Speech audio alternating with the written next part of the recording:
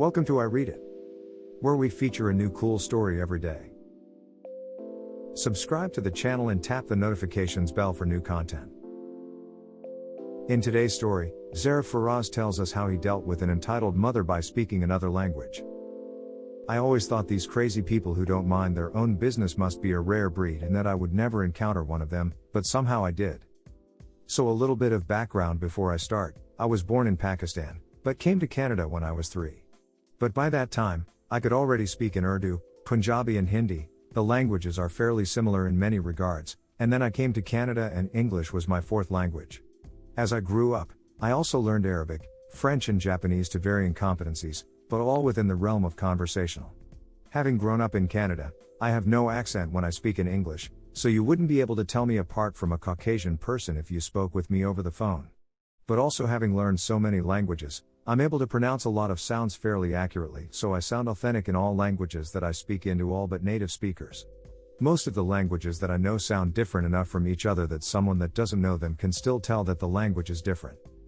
I've traveled back home to Pakistan a few times, and I would always encounter those beggars who come with elaborate stories.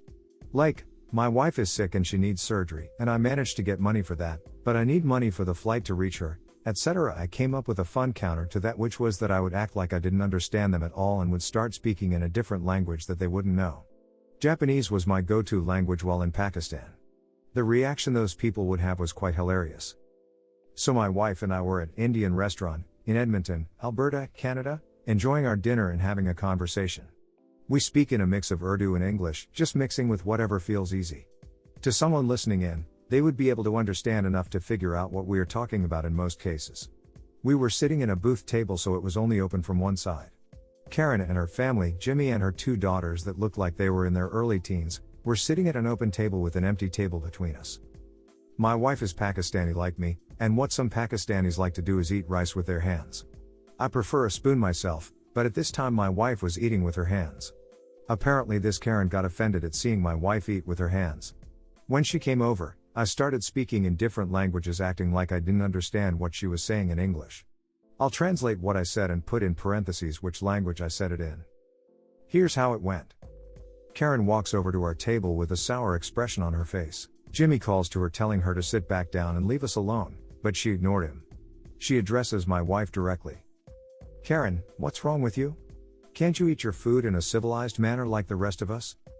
Zarif, Urdu. What do you want? Can't you see we're eating? Karen looks at me with surprise. Karen, what did you just say? Zarif, Urdu to wifey, don't talk to her in English, just do what I'm doing. Zarif, Urdu to Karen, you're just a crazy woman, go sit back down. Karen, why aren't you speaking in English?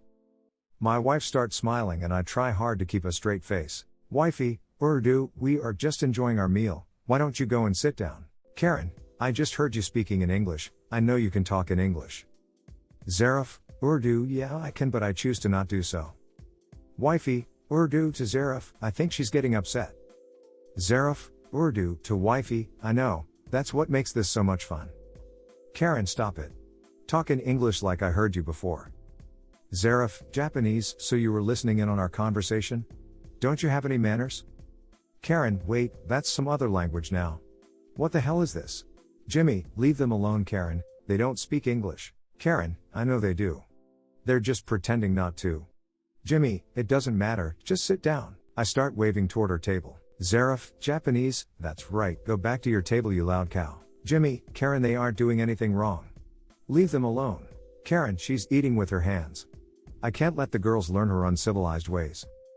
Zarif, Hindi to wifey, start licking your fingers. My wife starts licking the rice on her right hand off the top parts of her fingers, and that makes Karen rage even more. Karen, oh my god. Look at how gross she is being. Jimmy, stop looking at her if you don't like it then. Zarif, Arabic, hey you dumb bitch, do you behave this way everywhere you go? Karen, he changed languages again. I know he did. His accent changed. Zarif, Japanese, yep, and I can keep changing. Karen, speak in English. Jimmy, you must have heard them wrong. They don't know English. Leave them alone. Karen, then why are they living here? They don't deserve to live here if they don't know English. I was having a hard time keeping a straight face, so I disguised it by raising my voice and appearing angry. I gestured towards her and then pointed at her table. Zarif, Arabic, are you so dumb you can't even listen to your husband? Go sit down and stop embarrassing yourself. Karen, you don't deserve to be here. Get out. At this point, the restaurant's manager Singh shows up to see what all the commotion was about. He's an Indian guy with a pretty heavy accent when he spoke in English, so I knew he'd speak either Hindi or Punjabi. Singh, excuse me, can you please keep your voice down? What is going on here? Karen, this woman is eating with her hands and it's disgusting. She's corrupting my children with her barbaric ways. Singh, ma'am, there are no rules that forbid her from eating with her hands. Please leave them alone or I'll have to ask you to leave. Now Jimmy gets up and comes over to where Karen is. Jimmy, sit down Karen, you've embarrassed yourself enough. This is why I can't take you anywhere. Zarif, Punjabi, ignore this dumb cow, her brain is smaller than a laddu, an Indian sweet. The manager starts laughing at my comment and Karen gets even redder in the face and she probably thinks we're making fun of her. Karen, all of you should go back to your country. Jimmy just takes her arm and leads her back to their table and sits her down, telling her to shut up. Her daughters look like they want to sink into the floor from embarrassment. I ramble a few more sentences in varying languages as a kind of venting before my wife tells me to just leave it alone. We finish our dinner about 10 minutes later, with Karen glaring at us the whole time. I go pay the bill and as we are walking out of the restaurant, we pass near Karen's table. I call out to Jimmy in perfect English, with no accent, while smiling and I give him a wave. Zarif, hey buddy, I hope you enjoy your dinner. Have a good night. Karen's eyes bulge as she screams. Karen, see. They know English. She tried to stand up suddenly, but instead ended up falling over backwards in her seat. My wife and I left the restaurant laughing before she could do anything else. What do you think about this story? Let me know in the comments section. Help us grow so more people will join us. Thank you for watching this video and we will see you in the next one. Bye.